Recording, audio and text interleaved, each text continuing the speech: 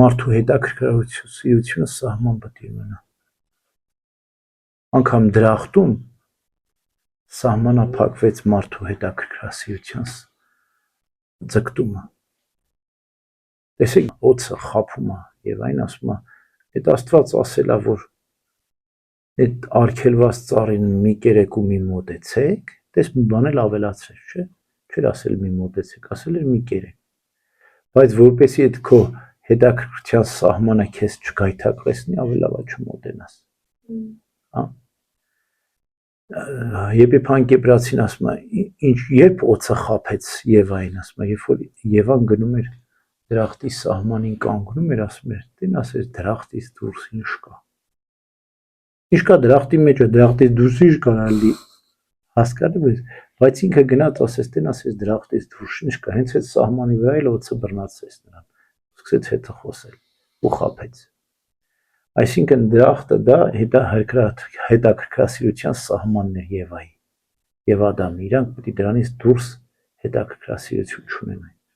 Հիմա նույն պատմությունը բոլոր մարդկանց կյանքում է լինում։ Առանց հետաքրքրասիրության մարդու կյանքը իմաստազրկվում է։ Ավետարանում Քրիստոս ասում է, ոչ ոք չգիտի ով է հայրը, եթե ոչ որդին, եւ ում որդին կամենա հայտնել։ Այսինքն Աստծուն մենք որդու միջոցով ենք, ավետարանի միջոցով ենք ճանաչում։ Մեր հետաքրքրասիրությունը պետք է նպատակաուղղված լինի դեպի ավետարան, դեպի առաքյալներ։ Առաքյալներն են ովքեր են մեկրել եկեղեցու սուրբ հայրերը, հա։ Առաքելական թղթերը, ավետարանական գրվածքները, ավետարանները մեկնել են եկեղեցու։ Մեր հետաքրքրասիրությունը ոչ թե պետք է լինի ինքնուրույն մեկնել ավետարանը, ոչ պետք չի ինքնուրույն մեկնել, այլ հետևել եկեղեցու սուրբ հայրերի գրվածքներին, եւ դա էլ սահմանափակ։ Ինչու՞, որտեղ ավելորդ հետաքրքրասիրությունը մարդուն տանում է մոլորության։ Անկեղծ մենք պետք է լինենք, ինչ է մեզ իրապես մեզ հուզում։ Ես մարդու ճանաչելու ձգտումը հավիտենական է։ Մարդը անընդհատ պետք է ճանաչի, թե ով է Աստված։ Թե այս կյանքում եւ հատկապես հանդերձյալ կյանքում պետք է ճանաչի Աստծուն, որովհետեւ եթե մարդու ճանաչողությունը դադարի, ուրեմն մարդը կատարելության ձգտում չի ունենա։ Շատ լավ է, որ մարդը ճանաչողության ձգտում, կատարելության ձգտում ունի, բայց պետք է դա ճիշտ ուղղված լինի, առ Աստված ուղղված լինի եւ Սուրբ Հոգով լինի։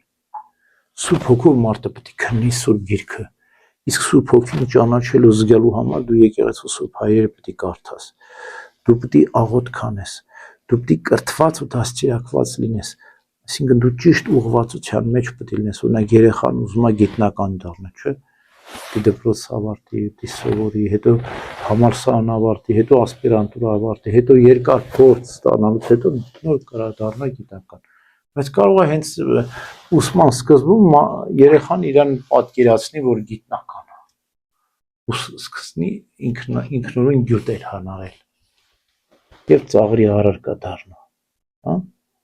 Այսինքն այս երկար ճանապարհը դու պետք է անցնես, որ հասնես Աստված ճանաչողության, ճիշտ ուղղվածություն ունենաս դու, որ կարողանաս քննել Սուրբ Գիրքը, լավ է։ Իրականում մեզ հուզող հարցերը շատ քիչ են։ Անկեղծ սրտով մեզ հետաքրքրող հուզող հարցերը շատ քիչ են։ Կան հետաքրքրության մակարդակի, որ մենք ուզում ենք ունենալ, բայց մեզ չի հուզում։ Մեզ հուզող հարցերը որոնք են։ Երբ է երկնքի արքայություն, ինչպես լինում աշխարհի վախճանի մասին, մեր ծագման մասին, հոգու, մարմնի, մարդու փրկության, մեղքերի թողության, հավիտենական կյանքի, Հովհաննես ավետարանը ինչ ասում, այստեղ այն ամենը գրվեց, ինչ որ անհրաժեշտ է, որ մարդը փրկվի, եւ սրանից շատ ավելի բաներ արեց եւ խոսեց Քրիստոս, որոնք եթե գրված լինեն, ամբողջ գրքերը չէին տեղավորի։ Այսինքն անհրաժեշտ է գրված է, որ դու անկեղծ սրտով փնտրես, հավատաս ու փրկվես։ Մնացածը կսովորես, թե այս կյանքում եւ հանդերձյալ կյանքում։ Ուրեմն լավ բան է հետաքրքրասիրությունը։ Ճանաչողության ձգտումը լավ բան է, բայց դա պետք է խիստ կարգավորված, հստակեցված լինի, որպեսզի մենք շեղման չգնանք։ Ամեն